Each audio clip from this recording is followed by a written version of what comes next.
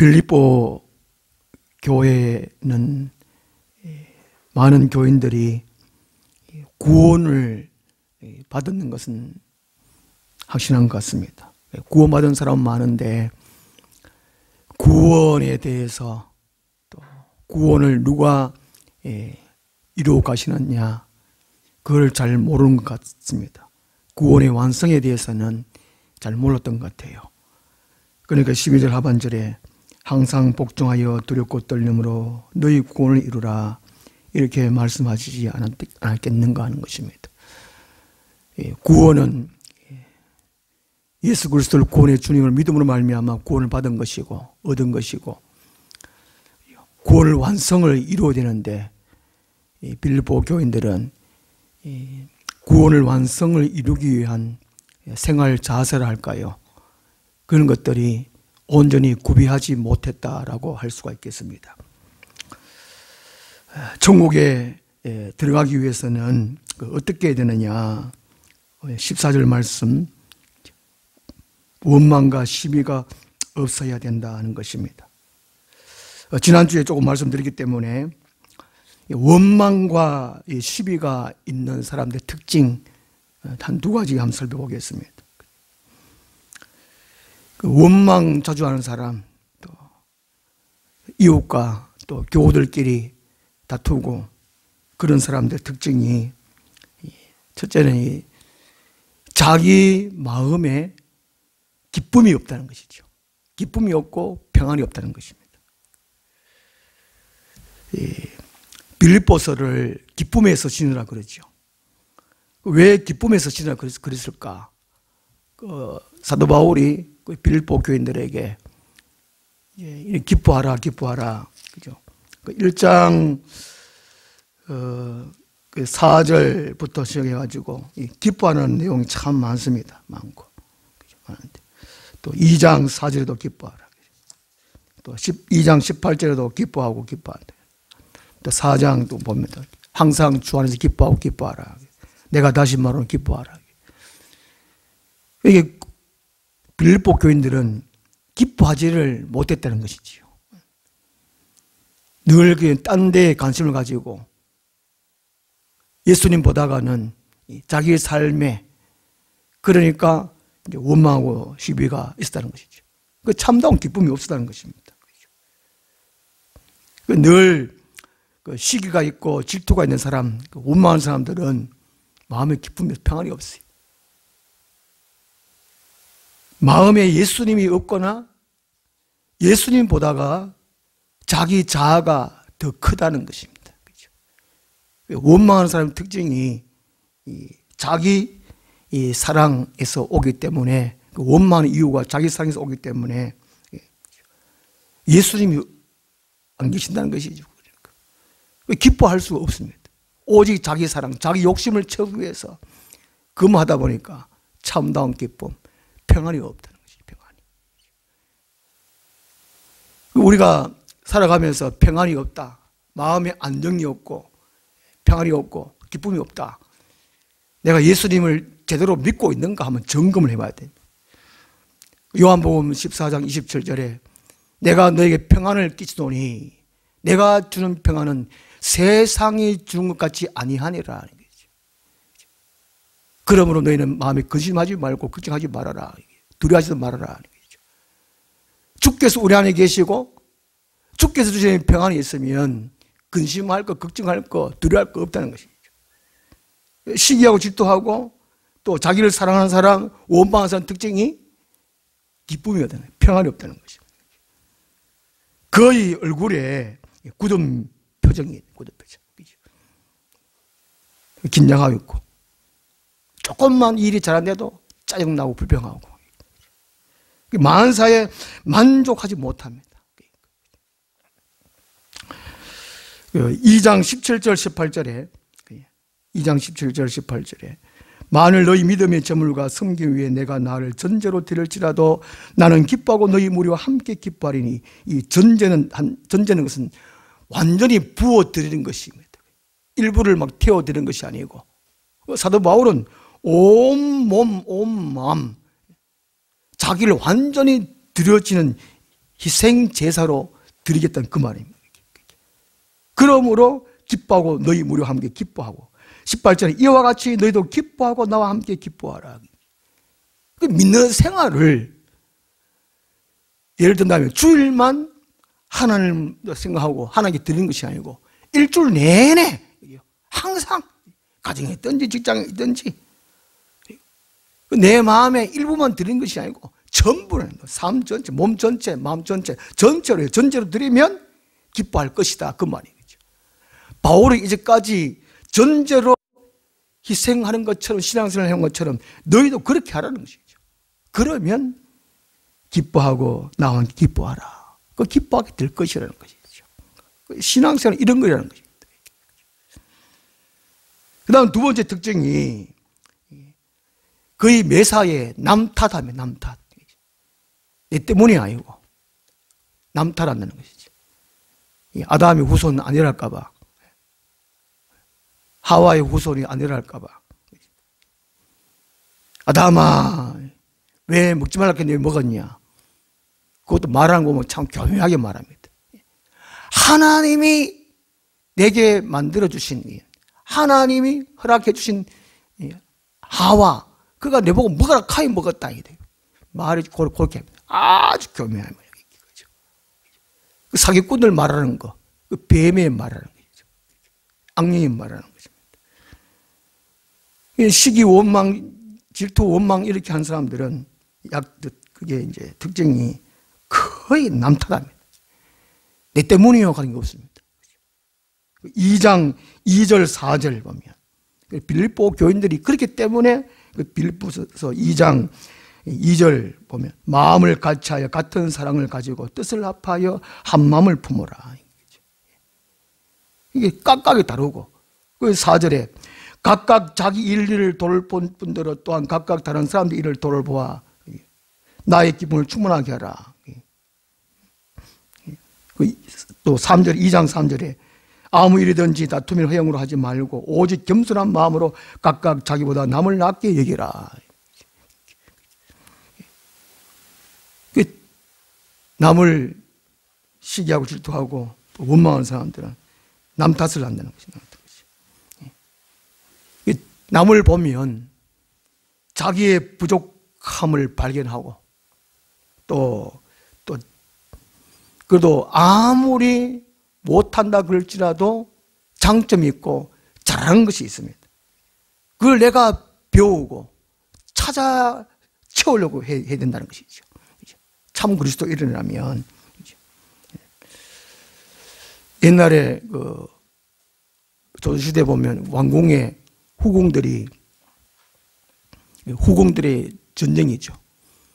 여인들의 전쟁 뭐 그렇듯이 자기는 왕의 사랑을 못 받고 다른 후궁들의 사랑을 받으면 시기하고 질투해가지고 꼭 그 사람을 이제 안 되게 하는 것이죠. 안 되게. 왕의 사랑을 입으면 어떻게 해야 될까? 그걸 사랑 있는 사람 보고 찾고 배워야 되는데 그 여인을, 사랑받는 여인을 없애보려고 하는 거죠. 그래가지고 막 집 같은 거 만들어가 무속신앙하죠. 바늘 같은 거 가지고 막 찌르고 죽어라 병들어라 죽어라 하여튼 우리나라 사람들은 이게 그런 것 같아요. 참 남식이 질투하는 거 많고 남을 안 되게 하는 거 많은 것 같아요. 싸움 보면은 니 죽고 내 죽고 같이 죽자 막 니 죽고 내 살자 이것도 아니고 내 죽고 니 살아라 이것도 아니고 오늘만 한판 하자 막 니 죽고 내 죽고 막 이 참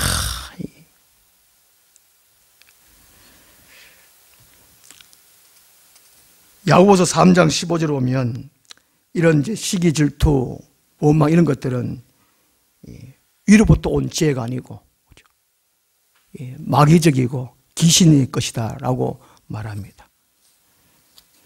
그럼 이런 이제 원망과 시비에서 탈출하는 방법이 뭐겠는가 하는 것이죠. 원망과 시비에서 어떻게 하면 탈출할 수 있는가?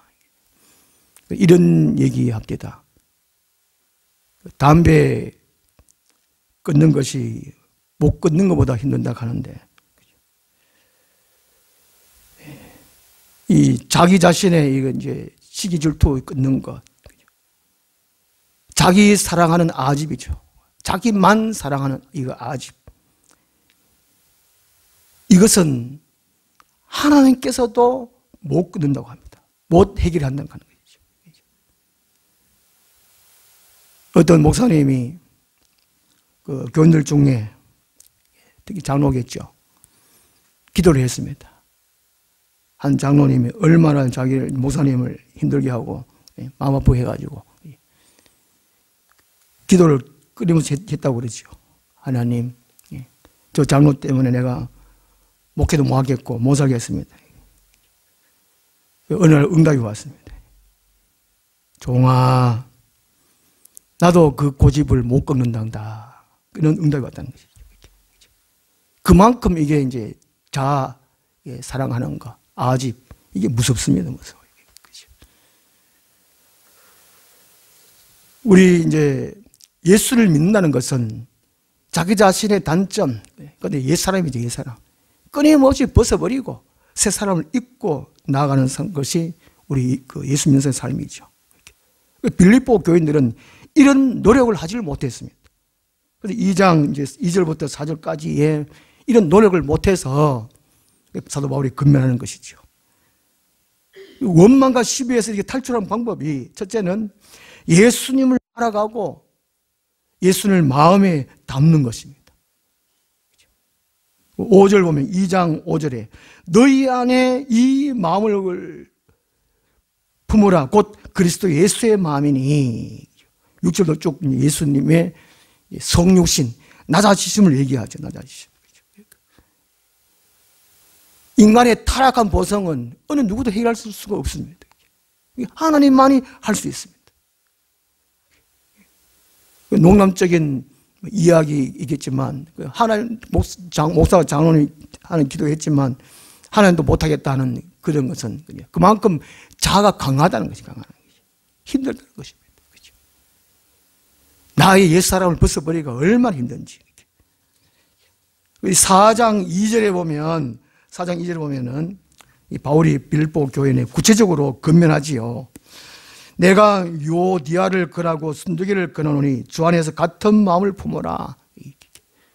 그걸 늘 시기하고 질투하고 다투고 하니까 두 사람을 꼭 집어가지고 같은 마음을 품어라. 구체적으로 이렇게 건면합니다. 이게 우리 마음에 이제 시기나 다툼이 있으면 예수님을 날마다 채워가야 돼요. 그 어떤 예수를 채우느냐? 예수님 원래 하나님이셨다. 비천한 인간이 되셨는데 인간 중에도 종의 모습으로 오셨다. 종은 섬기는 것입니다. 자기의 주권이 없는 것이 종이라는 것이죠. 자유가 소유가 없는 것이, 욕심을 부릴 수 없는 존재가 종이라는 거예요. 예수님 그 모습으로 오셨다는 겁니다. 그 예수님을 마음에 품으라는 거예요. 끊임없이 쳐서 복종시키는 거죠.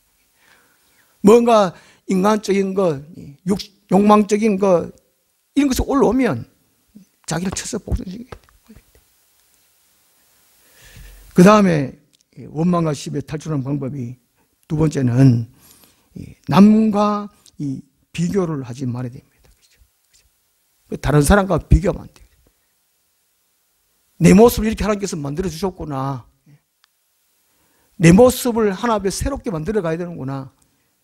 이렇게 생각해야 됩니다. 2장 4절에 각각 자기 일을 돌보더라. 또한 각각 다른 사람들 일을 돌보아 나의 기분을 충만하게 하라. 남과 비교하지 말고 남을 도울 수 있는, 어떻든 남을 위해 도울 수 있는 것이, 그 도우는 방법을 구하고 도와주는 것이 우리 그리스도인들이라는 것입니다. 그 예수님의 마음을 품는 것이 또 남을 도와주는 것, 그 남을 비교하지 않는 것이, 불쌍히 이긴다는 것입니다. 우리나라 속담에 뭐 남의 떡이 커 보인다, 뭐 사촌이 논을 살면 배가 아프다, 뭐 이런 게 있는데, 우리 그리스도인들의 원망과 시비, 질투 이런 것을 없애기 위해서는 남과 비교하지 말고 예수를 채우고 또 남을 위해서 도울 수 있는 그 삶을 살아가야 되는 거죠. 산 아래에 사는 사람이 있고 산 중턱에 사는 사람이 있고 산 정상에 사는 사람이 있습니다. 그 산 정상에 올라가면 밑에 다 보이죠. 보입니다. 기도할 때도 내 자리에서 그냥 기도하는 것이 아니고 하나님과 세상 가운데 중간쯤에서 기도를 하는 겁니다. 그러면 하나님 마음도 이해하고 다른 사람들도 마음 이해하고 그 세상도 이해하고 그 자리에서 우리가 기도할 줄 알아야 돼요. 그러면 우리 마음이 넓어지고 커집니다. 그러면 시기나 미움이나 질투가 없어집니다. 믿음은 천국에서 나 자신과 세상 사람들을 바라보는 훈련이다라고 할 수가 있겠습니다. 믿음 생활은 이 땅에서 보는 것이 아니고 내 입장에서 보는 것이 아니고 내가 천국에 올라가가지고 나 자신을 바라보고 이웃을 바라보고 온 세상을 바라볼 수 있도록 그렇게 날마다 끊임없는 훈련을 해야 하는 것이죠. 그러면 남과 비교할 수가 없고 내 안에 미움이나 시기나 질투나 사라지겠죠. 그 다음 세 번째는 참고 져주는 것입니다. 참아주고 져주는 것이죠. 이기려고 그러면 안 된다는 것입니다. 어떤 집사님이 교우들 가운데에 문제가 생겨가지고 목사님한테 이제 말합니다. 목사님, 저 집사님 때문에 자존심이 상해서 교회 못 오겠습니다. 목사님이 하신 얘기가 집사님, 자존심은 집에 다 두고 교회 오시는 겁니다. 참 자존심 좀 없애기가 참 힘듭니다. 못 걷는 것보다 더 힘든 것이 마태복음 18장 18절을 보면 예수님께서 이런 말씀하시죠. 마태복음 18장 15절부터 교회 안에 형제들끼리의 죄를 지을 때, 범죄할 때의 해결 방법입니다. 먼저는 자기 자신과 안 되면 두 사람이 같이 가가지고 또 건면하고, 그래도 안 되면 이제 교회 전체에 얘기해가지고 해결하라, 그런 말씀이 있습니다. 그리고 이제 18장 18절에 예수께서 말씀하시기를 너희가 무엇이든지 땅에서 매면 하늘에서도 매일 것이요 무엇이든지 땅에서 풀면 하늘에서 불 것이다, 그렇게 말씀하고 있어요. 내가 이 땅에 살아갈 때에 남을 위해서 용서를 못하면 하나님께서 용서하시지 않는다는 것이죠. 이 땅 살아갈 누구와 원수를 맺으면 하나님께서 우리와 원수 되겠다는 그런 말씀입니다. 참 무섭다는 것이죠. 이게. 나만을 위해 산다는 것이 이게 얼마나 무섭는 거예요. 그래서 이게 원망과 시비에서 탈출하는 방법, 없애는 방법이 져주는 것입니다. 사람들이 더불어가는 존재이기 때문에 혼자는 살아갈 수가 없거든요. 근데 어쩌면 이제 다 개인주의, 극이기주의, 자기만 살려고 하는 사람이 너무 늘어가는데 아무리 그렇다고 그래도 혼자서는 살아갈 수 없습니다. 더불어가는 존재에서 참고 져주는 것이죠. 흔히 이런 말 하잖아요. 똥이 무서워서 피하나 더러워서 피하지. 또 얘기 가운데 빡빡 우길 때, 오냐, 니 똥 굵다, 이렇게 하고 막 하듯이. 져주는 것이죠. 져주는 것. 스데반 지사님처럼 돌에 맞아 죽을지언정 그들을 위해서 용서했습니다. 이게 져주는 것입니다. 예수님 온전히 모시면 져줄 수 있다는 겁니다. 그 다음 네 번째는 이웃을 위해서 전도하는 것입니다. 끊임없이 매일매일 생각해 어떻게 하면 저 사람을 교회로 예수께로 인도할까, 그 생각을 하는 그 생각. 그리고 그 사람을 위해서 무엇을 어떻게 하면 그 사람을 교회로 예수께로 인도할 수 있을까? 그것을 연구하면 돼, 연구하면 돼. 예수님이 세상에 오신 목적이 전도하러 오셨습니다. 잃어버린 영혼을 찾아 구원하러 오셨다는 것이죠. 이게 내 마음에 사람을 불쌍히고 전도해야지. 내 아직까지 교회에 나오지 않는 가정의 식구들, 또 직장의 어떤 동료들, 어떻게 하면 예수께로 인도할까?